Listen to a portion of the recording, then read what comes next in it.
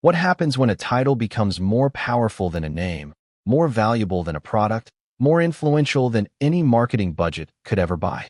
What happens when UK Parliament steps in and quietly suggests that Meghan Markle, the Duchess who turned royalty into personal branding, may no longer be allowed to use the title that built her newest business empire? And why is this happening now, at the very moment she is launching products, media ventures, and lifestyle expansions that hinge on one word: Duchess? Before we continue, please hit the like button, subscribe to the channel, and turn on the notification bell for updates. Those are the questions the world suddenly found itself asking. Not because Meghan made an announcement, not because Buckingham Palace released a statement, not because the tabloids stirred fresh drama, but because Parliament, the governing body that rarely speaks on matters of celebrity branding, made a move that was subtle, chilling, and explosive all at once. A move that hinted at a bombshell brewing behind closed doors. A move that suggested something far bigger than a headline, a gossip thread, or a trending hashtag. But let's pull back for a moment. Because the real shock isn't that Parliament may step in. The real shock is why, and the timing, and the ripple effect, and what it means for Meghan's identity, her influence, her business ventures, and her public perception across the world. The Duchess title was never just a title for Meghan. It was the foundation, the leverage, the magnet, the differentiator. The golden seal of prestige that allowed her to walk into boardrooms with instant fascination, instant media amplification, instant brand justification. The Duchess title separated her from every other celebrity entrepreneur.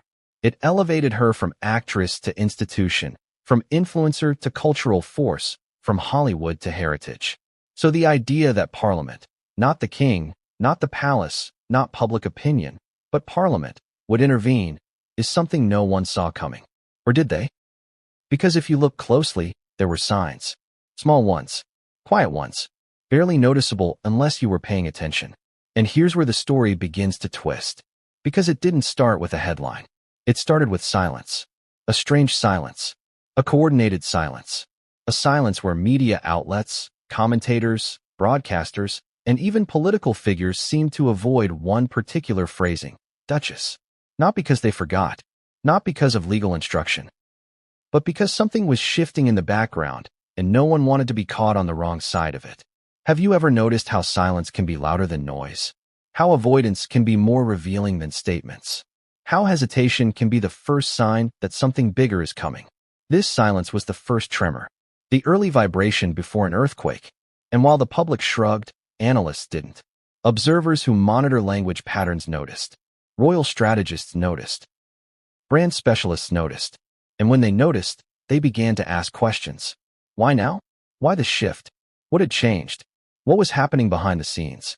And more importantly, who initiated it? Because Parliament does not wake up one morning and decide to discuss the commercial usage of royal titles for fun. There is always a catalyst, a trigger, a pressure point, something or someone that forces the conversation into the chamber. So the biggest mystery wasn't the silence. The biggest mystery was the cause. And that mystery deepened when whispers began circulating. Whispers of internal memos, private committee discussions, and constitutional advisors being consulted on a topic that had never been publicly debated before. Should someone who stepped away from royal duties still be allowed to commercially benefit from a royal title? Now pause and think about that. Because that isn't a Meghan question. That is a structural question. A precedent-setting question. A constitutional question. And constitutional questions only surface when something threatens the structure itself. Which means Parliament wasn't reacting to an opinion. They were reacting to a problem. A real one. A measurable one. An escalating one. And the timing could not have been more explosive. Because Meghan's new business ventures, the product lines, the media content, the lifestyle brand positioning, all leaned heavily on one central image: the Duchess identity as a commercial asset. Not spoken directly, but implied. Not labeled, but suggested. Not printed, but embedded. The branding strategy was elegant, intentional, and unmistakable. And Parliament noticed. Or someone made sure they did. And that is where the intrigue sharpens. Because every political movement, every legislative curiosity, every procedural inquiry begins with influence. Someone pushes. Someone alerts. Someone pressures. Someone benefits. So if Parliament was looking closely at Meghan's Duchess branding, who wanted them to? Was it royal advisors who felt the monarchy was being diluted? Was it political figures with ambitions tied to national symbolism? Was it constitutional purists? Was it Meghan's critics? Was it her allies? Or was it something even more unexpected, internal royal family dynamics that spilled into the political arena? The truth is hidden, but the timing is not. Because this all unfolded at the exact moment Meghan positioned herself as a global lifestyle powerhouse. Independent, polished, liberated from palace constraints, rewriting her narrative through entrepreneurial success rather than royal association. Or so it appeared. But here's where the contradiction becomes clear. Meghan's public message is separation from the monarchy, while her business positioning subtly leans on the prestige of it. That contradiction is what Parliament seized on. And contradictions create pressure. Pressure creates action. Action creates fallout. And fallout creates stories like this one. But before the story accelerates, before the leaks surface, before the media storm erupts, before the political language sharpens, before the branding consequences become unavoidable, before Meghan's team scrambles to respond, before the title that once elevated her becomes the very thing that threatens her empire, we must examine something else. Why does this matter now? Why does this matter to the public? Why does this matter to Parliament? Why does this matter to Meghan? Why does this matter to the monarchy? And most importantly, what happens if the title is taken away? Because here is the emotional core of this story. This isn't about legality. This is about identity. In the public consciousness, Meghan without the title is a different figure entirely. The Duchess gives her narrative weight. Without it, she returns to the world as Meghan Markle. Actress, celebrity, public personality, but no longer royalty adjacent in presentation, perception, or branding. And perception is currency. Branding is currency. Prestige is currency. So Parliament's involvement, even quietly, even indirectly, threatens the currency of Meghan's entire public and commercial positioning. And that is why this story matters. Because what is at stake is not a word. It is a legacy, a market, a business model, a personal narrative. And this raises the question. If Meghan cannot use Duchess, directly or indirectly, what happens to the empire she is building? Does it weaken? Does it collapse? Does it adapt? Does it evolve? Or does it fight back? Because make no mistake, there will be a response. There always is. And that is where this story sharpens into something far more dramatic than a political footnote. Because the next development did not come from the public. It did not come from Meghan. It did not come from the palace. It came from a leak. A leak that exposed what Parliament was privately discussing. A leak that showed this was not speculation. A leak that confirmed the silence was intentional. A leak that suggested the bombshell had already been armed. The first sign that something was coming didn't explode across front pages, didn't dominate broadcast panels, didn't trend on social media with flashing siren emojis and breathless commentary. No. The first sign appeared in something far stranger, far more unsettling, far easier to miss unless you were looking for it. It appeared in silence. A silence so intentional, so calculated, so coordinated that once you noticed it, you couldn't unsee it. And once analysts noticed, everything began to unravel. Because before the leak, before the memo, before Parliament's involvement became undeniable, there was a pause. A noticeable shift in how the media, royal correspondents, and political commentators referred to Meghan Markle. Not with criticism, not with praise, not with scandal, but with omission. The Duchess title wasn't being used. Not dramatically, not aggressively, just quietly removed. Like someone dimming lights in a room so slowly that no one notices until the darkness has settled around them. Have you ever felt something change before you understood why? Have you ever sensed tension in the air before anyone spoke it aloud? That's what happened here. One day, Meghan was being discussed as the Duchess of Sussex across articles, segments, and commentary. The next, she was simply Meghan Markle, entrepreneur, public figure, former actress, wife of Prince Harry. The shift was subtle enough to avoid outrage, gentle enough to avoid confrontation, but intentional enough to leave the people who monitor media language patterns stunned. And here's where the story deepens. Because newsrooms don't make that kind of shift without instruction. Editorial standards don't change without reason. Terminology doesn't evolve without pressure. So if the media wasn't using Duchess, the question became, Who told them not to? Or worse, who made them afraid to? This is where the tension began to simmer. Royal commentators started whispering about an advisory suggestion. Political journalists began hinting that someone in government circles had expressed quiet discomfort about the title being connected to commercial ventures. Others speculated that constitutional advisors were becoming increasingly uneasy about the blurred lines between monarchy, commerce, and personal branding. But speculation was nothing compared to what would follow. Still, before the leak and before the memo, there was only the silence. And the silence was loud. It showed up in unexpected places.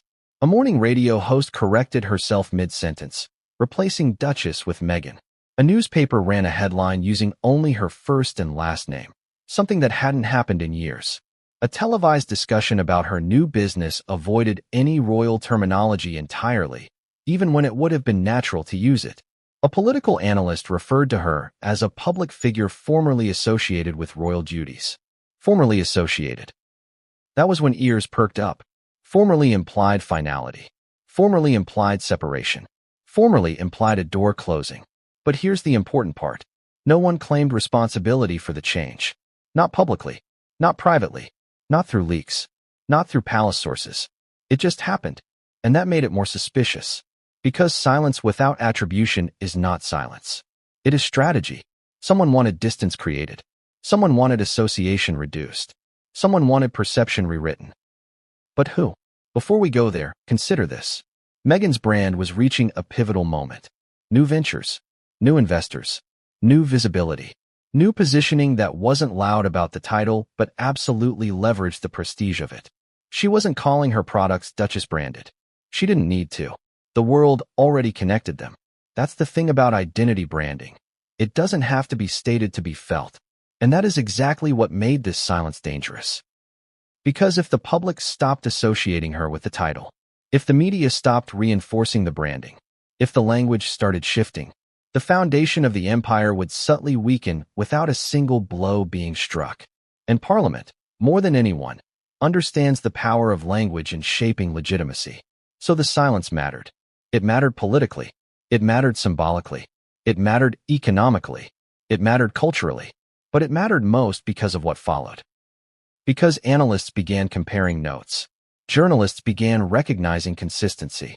Royal watchers noticed patterns. And internet sleuths, the same ones who mapped seating charts at royal weddings and zoomed into background reflections in paparazzi photos, began compiling timelines. They posted side-by-side screenshots showing the shift. They highlighted articles where Duchess disappeared.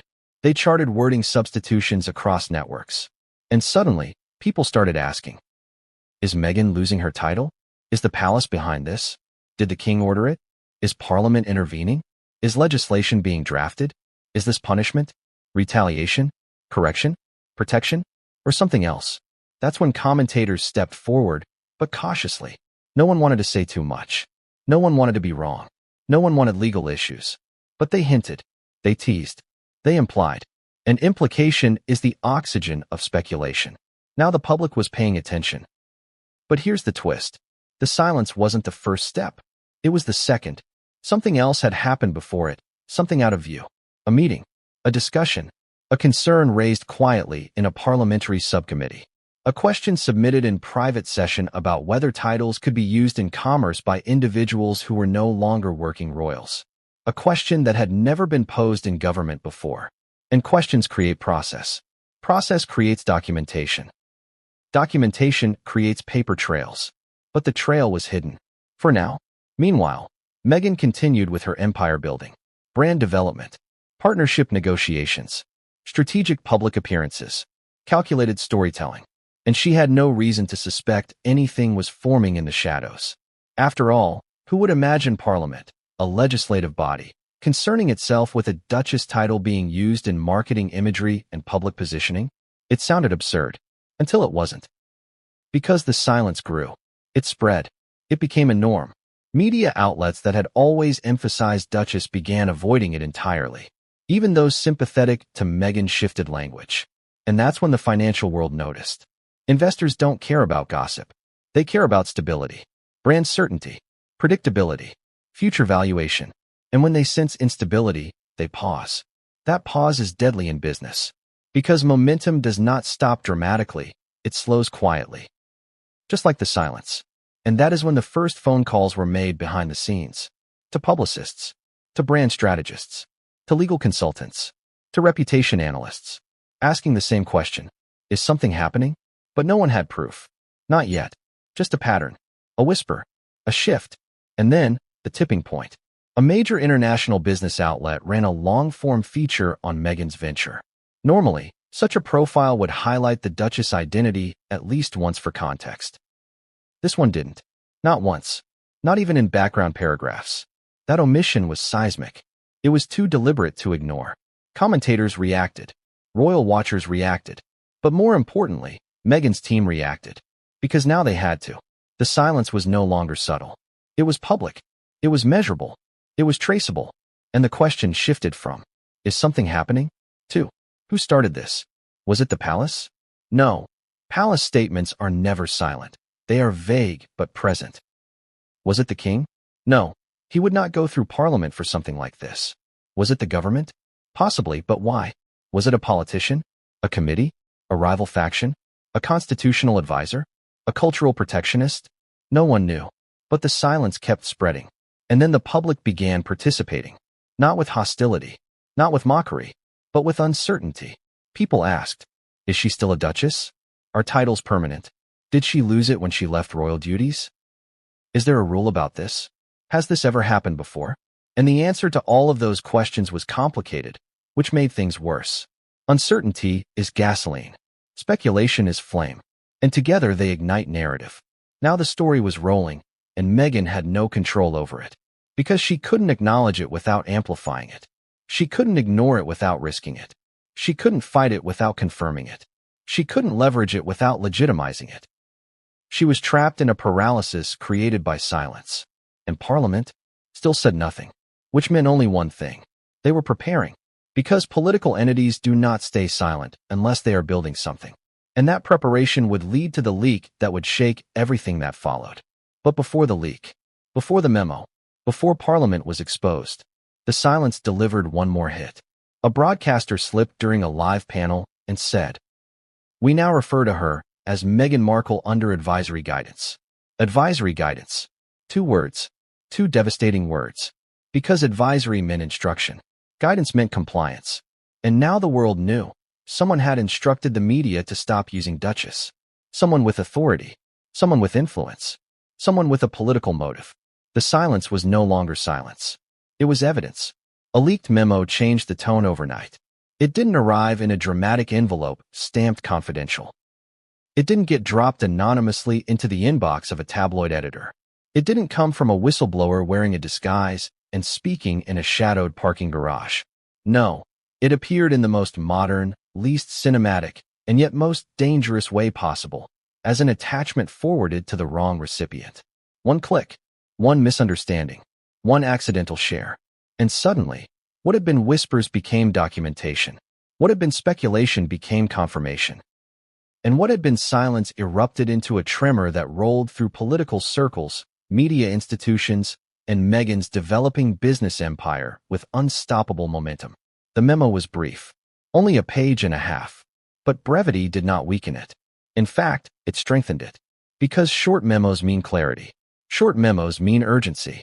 Short memos mean direction without debate. And at the top of that leaked document, in plain language, there it was.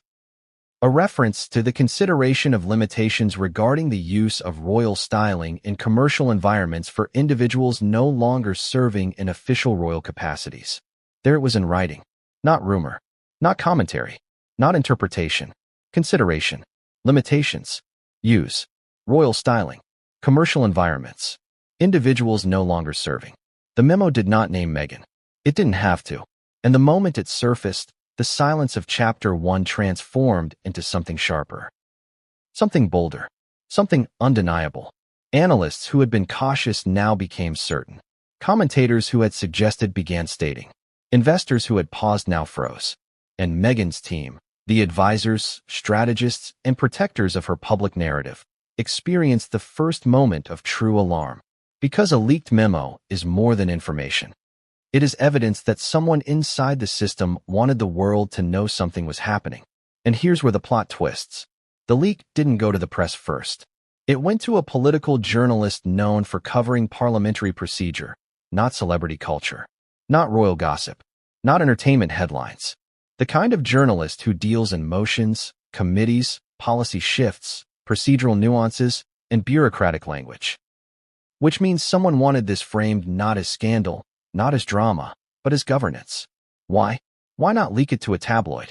Why not leak it to a royal correspondent?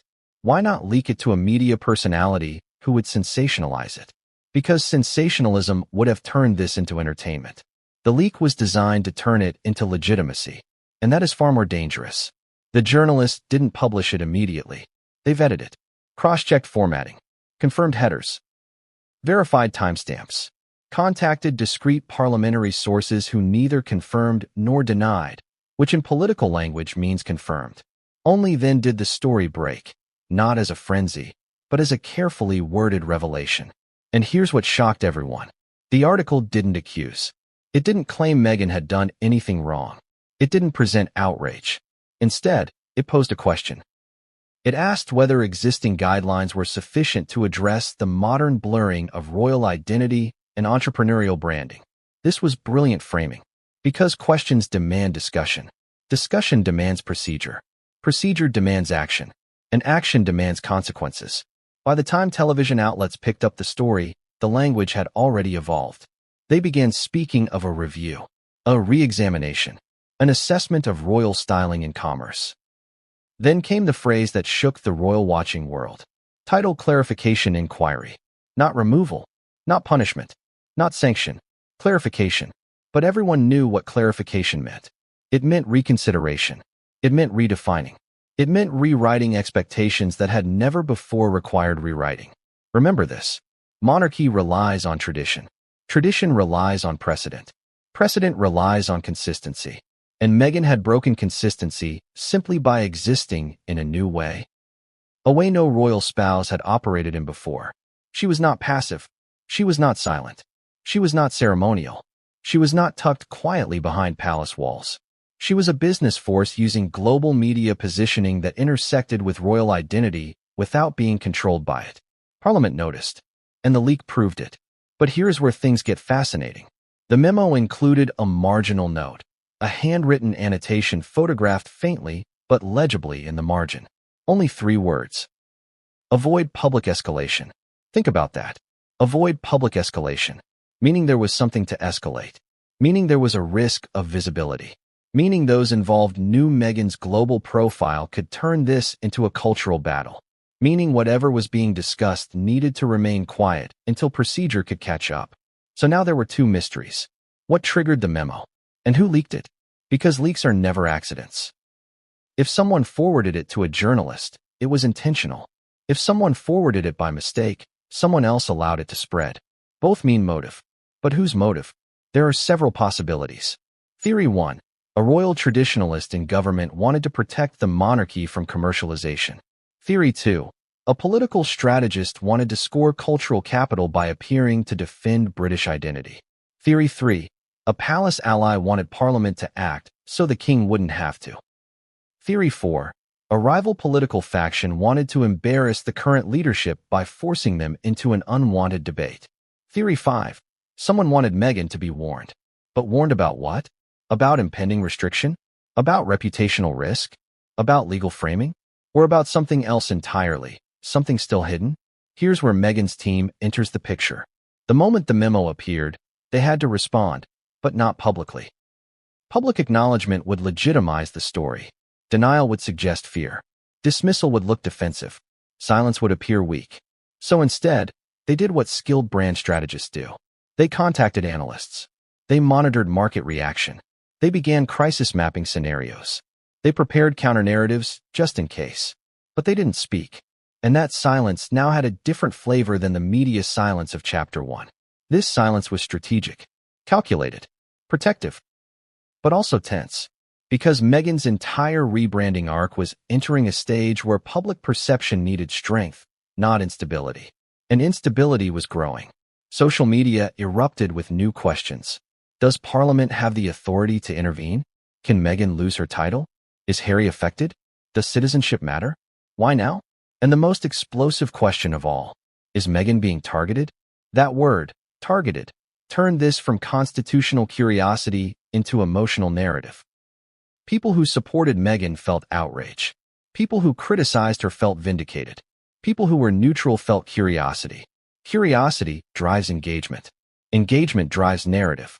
Narrative drives momentum. Momentum drives consequence. And consequence was approaching quickly, because the memo triggered something Parliament could not ignore: public awareness.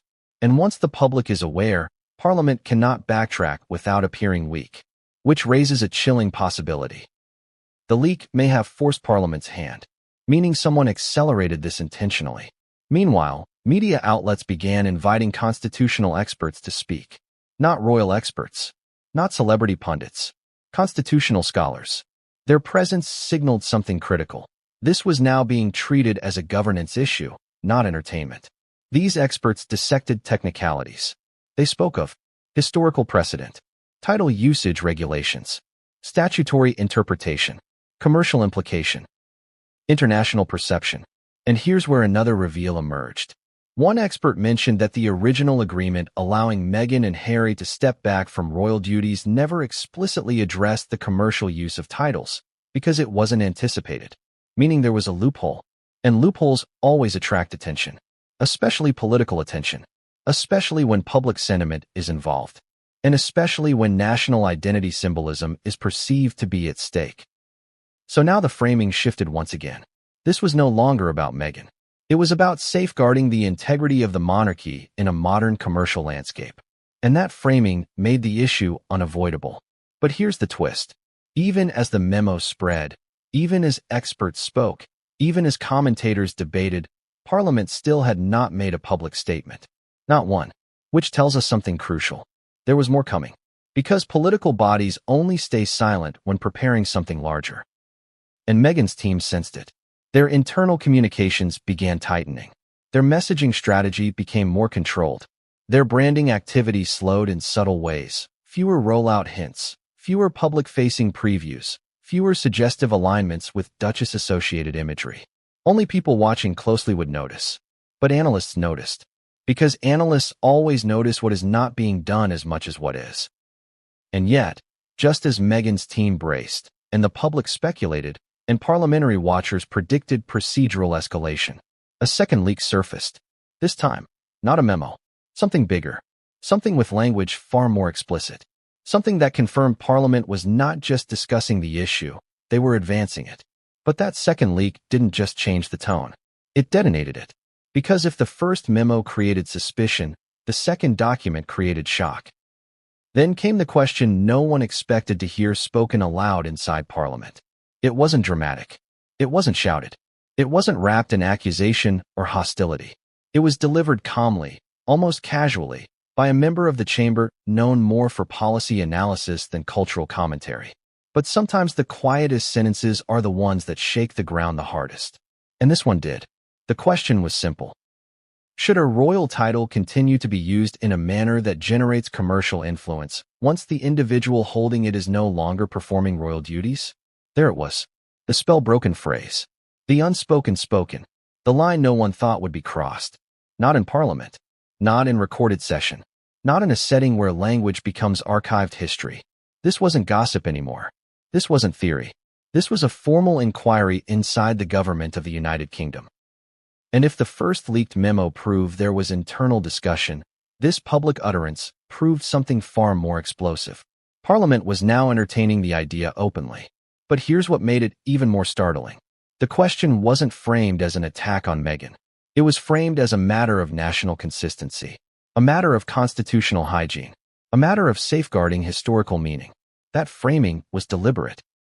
Because if Meghan had been named, the conversation would have shifted into personal territory, into emotion, into press war. Instead, by keeping the language broad, Parliament created a buffer, and that buffer made the issue larger, more structural, more ideological.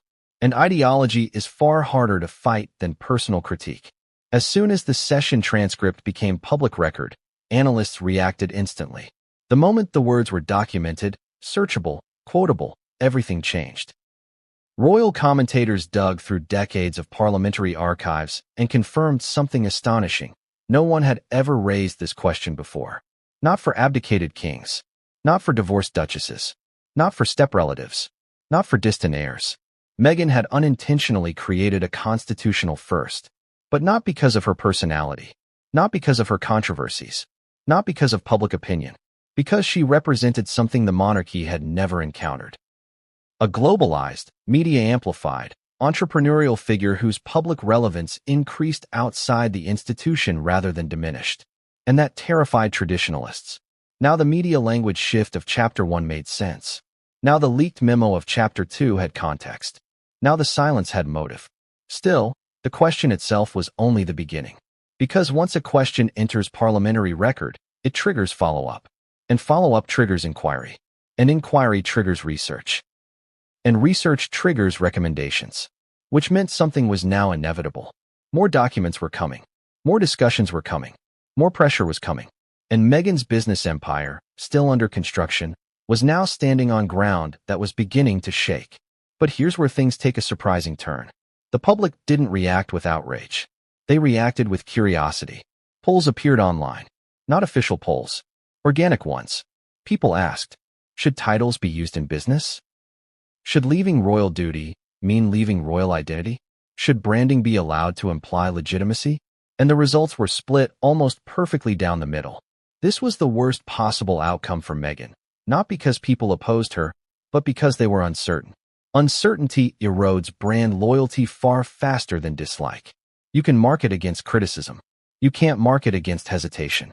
Meanwhile, royal historians were invited onto late-night news panels to provide context. They spoke in measured tones, emphasizing that titles traditionally remain even when duties end, but admitted this modern intersection of monarchy and monetization was unprecedented. That word kept appearing. Unprecedented, meaning there were no rules. Meaning rules could now be invented. Meaning Parliament had room to define something new. And whenever a government has room to define something new, someone will try to own the definition. But who? Who stood to benefit? Was it someone trying to protect the monarchy? Was it someone trying to modernize it? Was it someone trying to distance the monarchy from controversy? Or was it someone trying to push Meghan out of the royal narrative permanently? Because here is where the story acquires a deeper psychological layer. Meghan's departure from royal duties didn't make her smaller. It made her bigger. Outside the palace, she became something the monarchy could not control, a free agent with global reach. And monarchies don't like losing control. So Parliament stepping in may have been less about branding and more about containment. But containment of what? Influence? Public sympathy? Cultural sway? Future political crossover?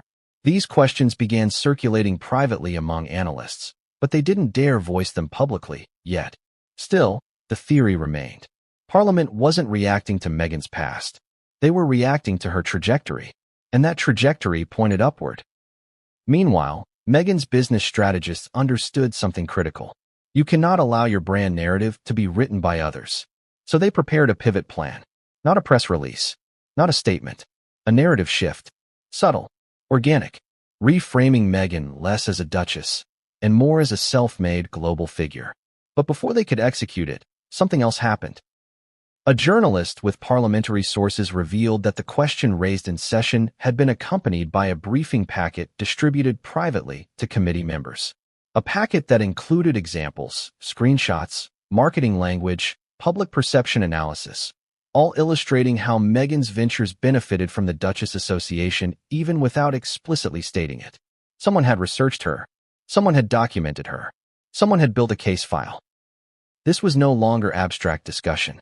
This was targeted examination disguised as general inquiry, and that raised a chilling possibility. Meghan wasn't incidental to the issue. She was the catalyst. Still, there was another twist ahead. Because shortly after the briefing packet was referenced, a second question was raised in Parliament, more pointed than the first. Is there legal basis for restricting title usage if public interpretation creates implied royal endorsement? Now it was no longer about commercial benefit. It was about perception, and perception is a legal minefield. Because if the public believes Meghan's business ventures are royal endorsed, Parliament could argue that national symbolism is being misused. But is the public responsible for its own assumptions? Or is Meghan responsible for correcting them? This became the new debate. Panel shows exploded with it. Phone-in programs buzzed. Editorials appeared with headlines like, "Where does influence end and implication begin? Has branding blurred the monarchy beyond recognition? Is Meghan redefining royalty or exploiting it?" And the most provocative one, if Meghan didn't exist, would Parliament be having this discussion at all? Everyone knew the answer, but no one said it out loud. Not yet. Still, the pressure built. And then came the moment that shifted the story again.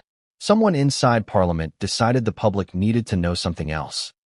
Something larger, something heavier, something that revealed just how far this had already gone. A new leak was coming. A leak that would not just hint at internal concern. A leak that would reveal internal intent. A leak that would show Parliament was not only questioning Meghan's title use. They were preparing to act on it.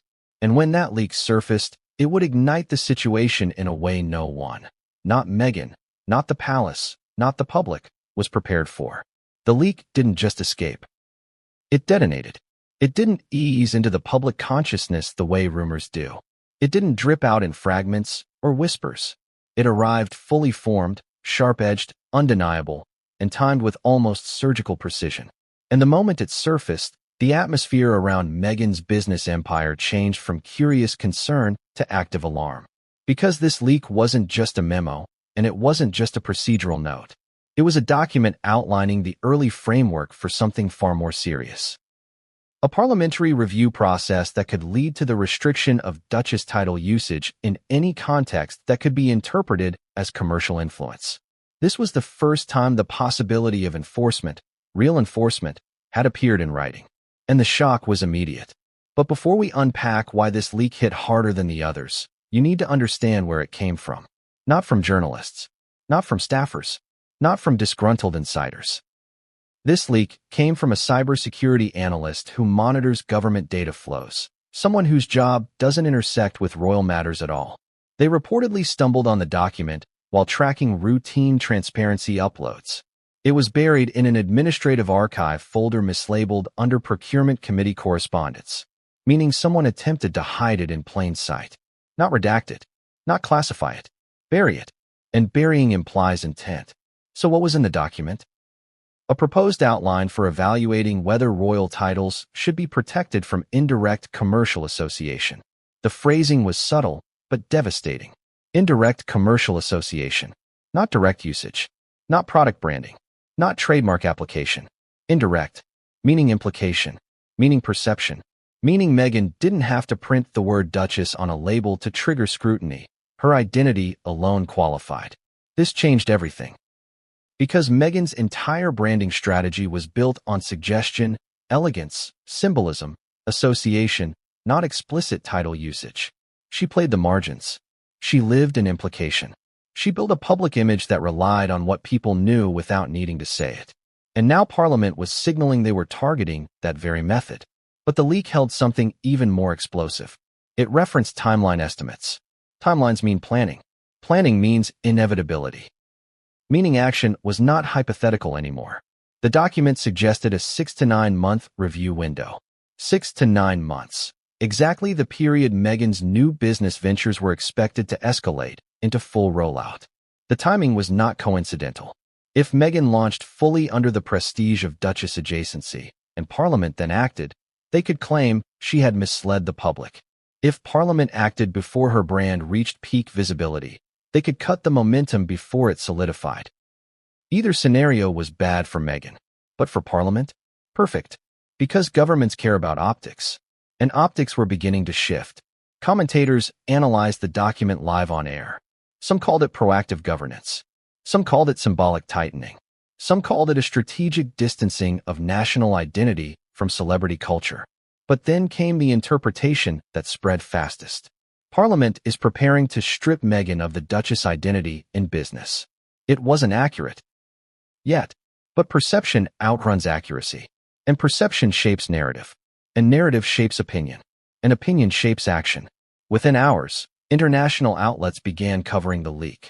American networks framed it as backlash against Meghan's success. Australian broadcasters called it a cultural reset. Canadian commentary focused on constitutional ambiguity. But British coverage? They treated it like inevitability. That tone mattered. Tone influences emotional reaction. An emotional reaction influences the market. Within 48 hours, a venture consultant paused partnership negotiations. An investor delayed a commitment signing. A luxury branding strategist quietly asked for reassurance documents. They didn't cancel, but they hesitated.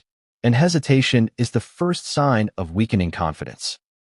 Meanwhile, Meghan's team scrambled behind the scenes.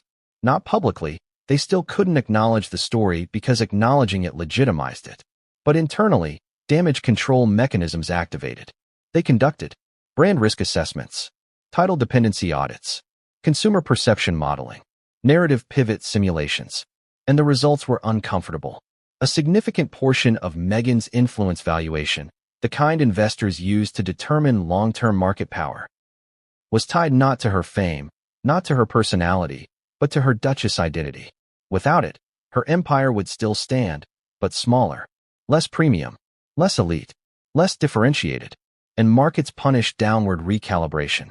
Still, Meghan's team attempted to reassure partners privately, framing the leak as overblown, politically motivated, and unlikely to produce real change. And for a moment, that might have worked.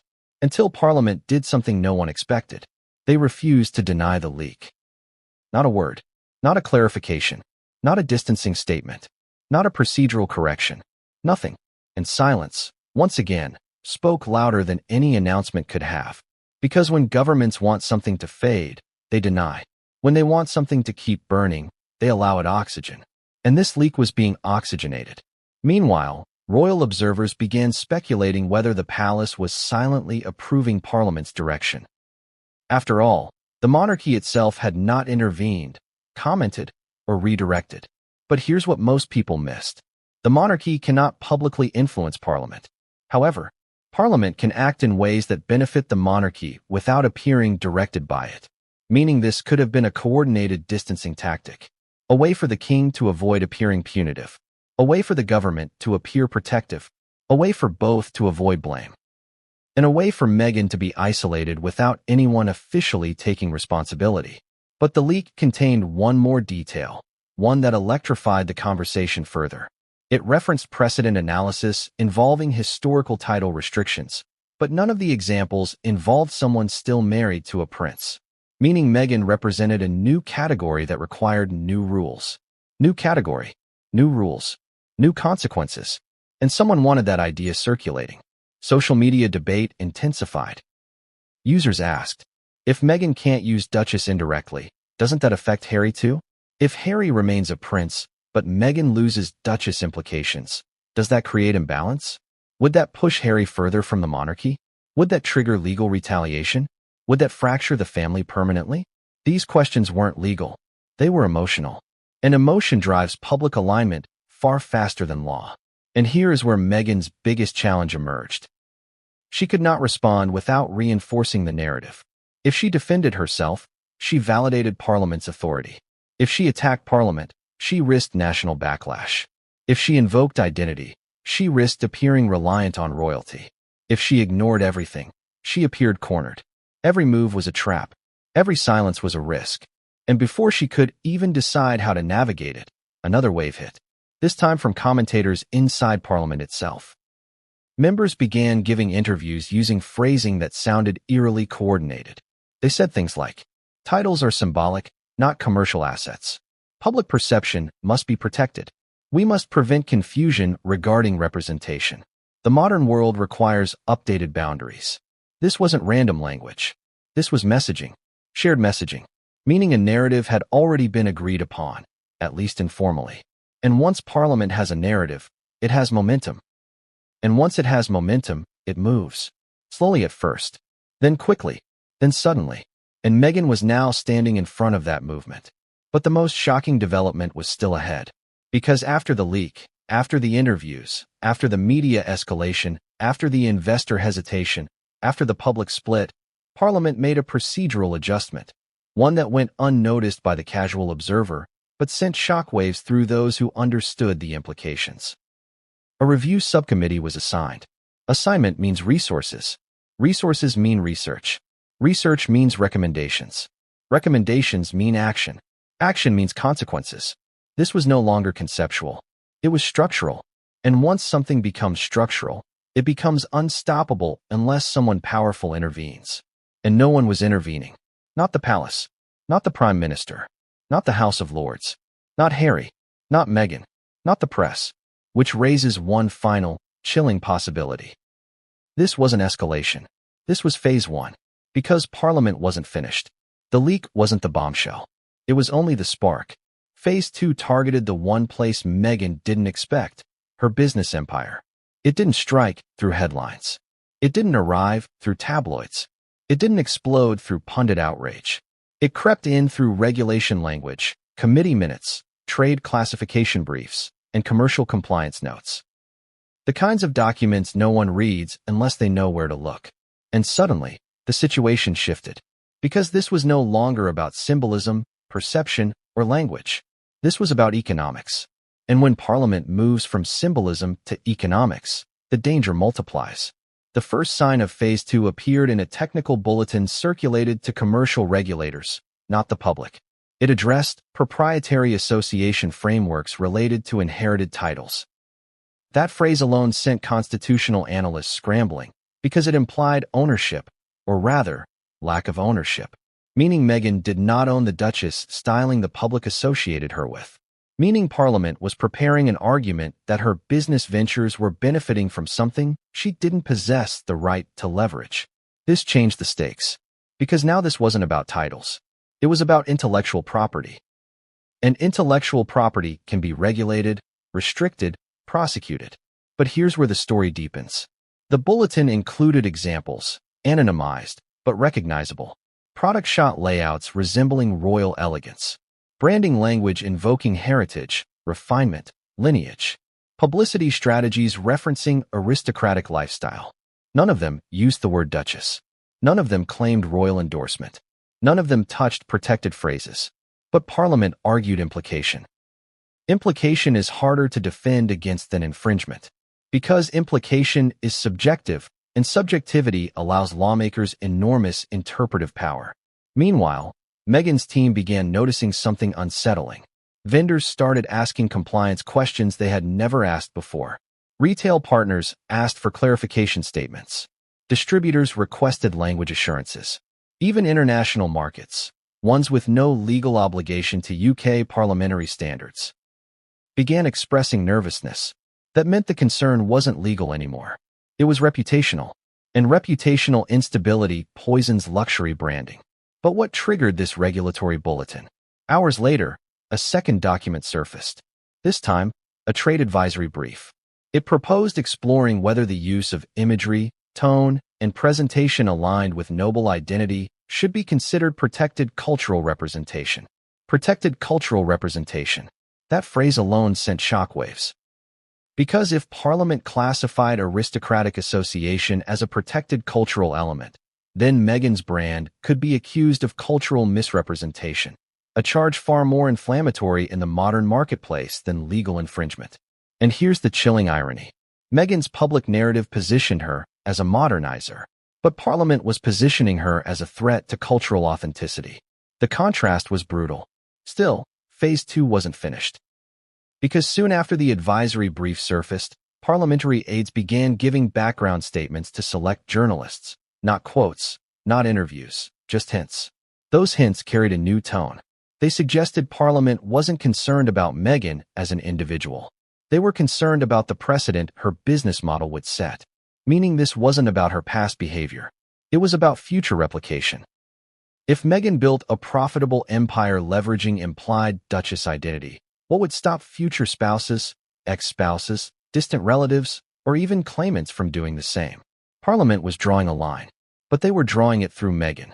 Meanwhile, Meghan's business timeline continued moving forward. Product development continued. Production schedules were underway. Influencer partnerships were drafted. Visual campaigns were prepared.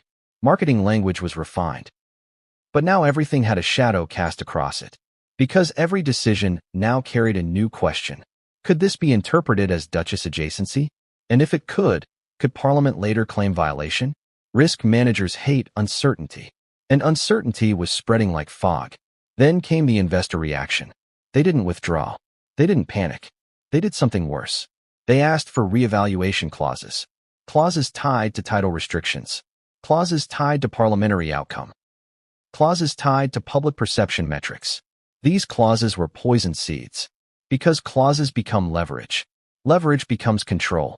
Control becomes limitation. And Meghan's empire was built on autonomy, the very thing she left the monarchy to reclaim. And here came the deepest irony yet. Parliament was creating a situation where Meghan could end up with less freedom outside the monarchy than she had inside it. But Phase 2 had another layer. A more strategic one. A more psychological one. Because just as investors tightened, branding analysts began circulating reports predicting a shift in consumer perception. The Duchess identity, once aspirational, was now being reframed as contested. And contested identities don't sell luxury lifestyles. Which meant Parliament didn't need to remove Meghan's Duchess identity.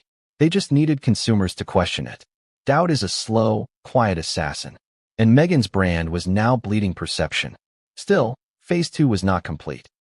Because the most shocking development came when a parliamentary correspondent revealed that the regulatory inquiries were being linked to a cross-departmental unity initiative, meaning this wasn't the work of a lone committee or passionate traditionalist. Multiple departments were aligning. Commerce, culture, legal affairs, identity standards. This was systemic. Systemic pressure crushes quietly. Meanwhile, Meghan's team considered going public. Some argued transparency. Some argued narrative control. Some argued reframing. But the problem was simple. Anything Meghan said could be interpreted as proof she relied on the Duchess identity, which meant she couldn't speak. She couldn't defend. She couldn't clarify. She couldn't even joke about it. Silence was her only non-damaging option. And silence is a terrible weapon when your opponents control the narrative. Then came the moment that shifted the emotional tone of the entire situation. A senior parliamentary figure, respected, moderate, cautious, stated in an interview, "Titles must not become commodities." And in that one sentence, Meghan's business empire was reframed from entrepreneurial to exploitative. It wasn't fair. It wasn't accurate. But fairness and accuracy don't shape public perception, framing does. And the framing was tightening.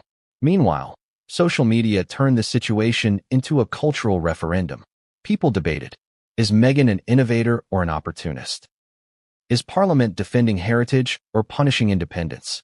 Is this about titles or about control? Is this about Meghan or about the future of the monarchy? And the most dangerous question, if Meghan loses Duchess implications, what does that make her? Because the answer wasn't neutral.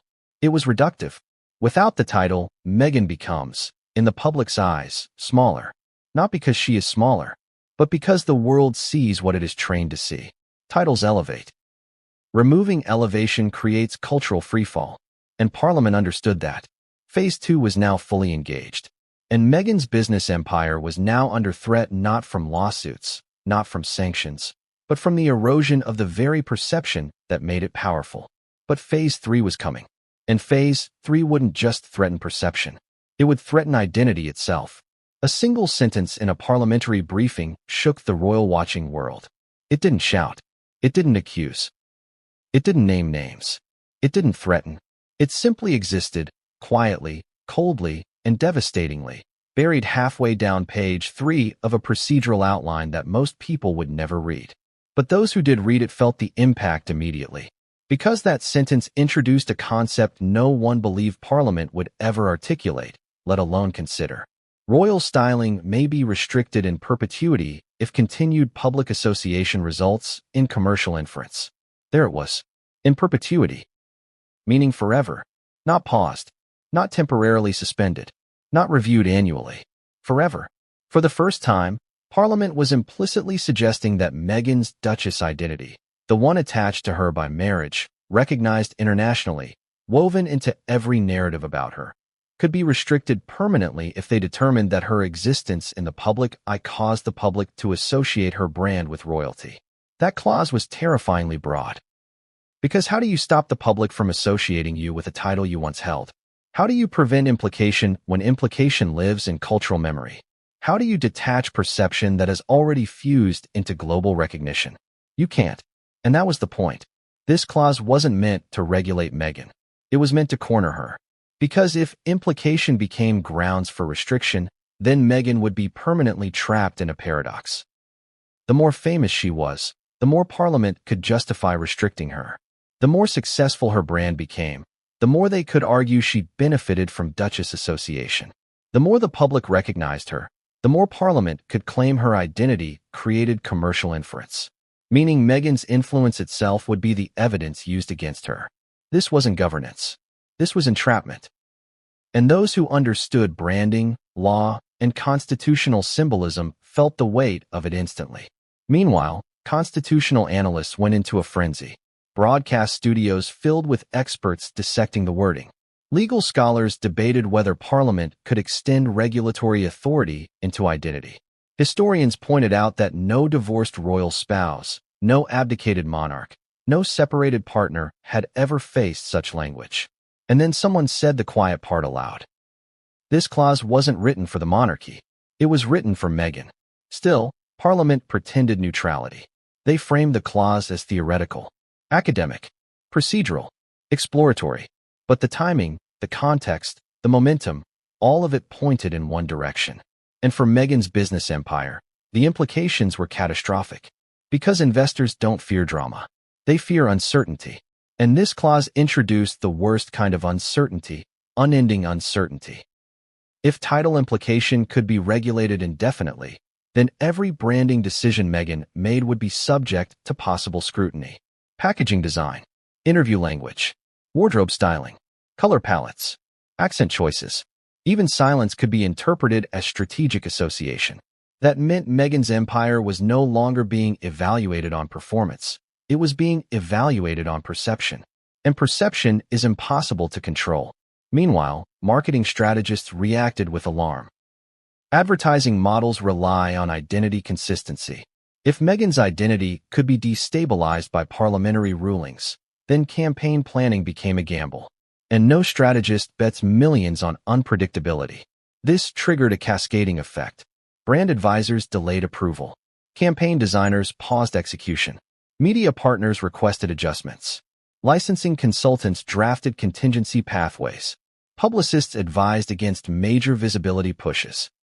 Influence valuation firms recalculated downward. But perhaps the most dangerous shift occurred in public discourse. Because now, ordinary people, not analysts, not journalists, not critics, began asking, is Meghan still a duchess? And that question, innocent as it sounded, was lethal. Because once a title becomes a question rather than a fact, its power dissolves. A duchess unquestioned is a duchess forever. A duchess questioned is a duchess weakened. And Parliament had now successfully introduced doubt into public consciousness. The brilliance was chilling. They did not need to strip Meghan of her duchess identity. They only needed people to wonder whether she still had it. Meanwhile, Meghan's team faced a crisis no manual prepared them for. They held internal calls where every option led to a trap. If Meghan asserted her duchess identity, she would appear dependent on it. If Meghan rejected it, Parliament could claim she had conceded. If Meghan ignored it, the narrative would be written without her. If Meghan joked about it, she risked trivializing constitutional debate. If Meghan embraced her business persona, critics would accuse her of rebranding due to pressure. There was no winning move. And the clause was only one sentence. One sentence with more power than any headline Meghan had ever generated. Then came the financial tremor. A major luxury market analyst firm published a quiet note to clients, not publicly, advising caution regarding Meghan-associated branding due to potential erosion in aristocratic adjacency perception. Those words, aristocratic adjacency perception, became the unofficial death stamp for high-tier product valuation. Because luxury depends on rarity. And if Meghan was no longer viewed as adjacent to royalty, her brand would become mainstream. And mainstream products don't command premium pricing. This created another ripple. Meghan's projected valuation models, the ones used for investment forecasting, were downgraded. Not because her products were weak, not because her audience was shrinking, not because her influence was fading, but because Parliament had undermined the perception multiplier her duchess identity provided. Then came the psychological blow. A well-known commentator, historically neutral, said, "If Meghan cannot be viewed as a duchess, then she becomes just another celebrity brand. Just another." Those two words were the sharpest cut of all, because Meghan's entire post-royal identity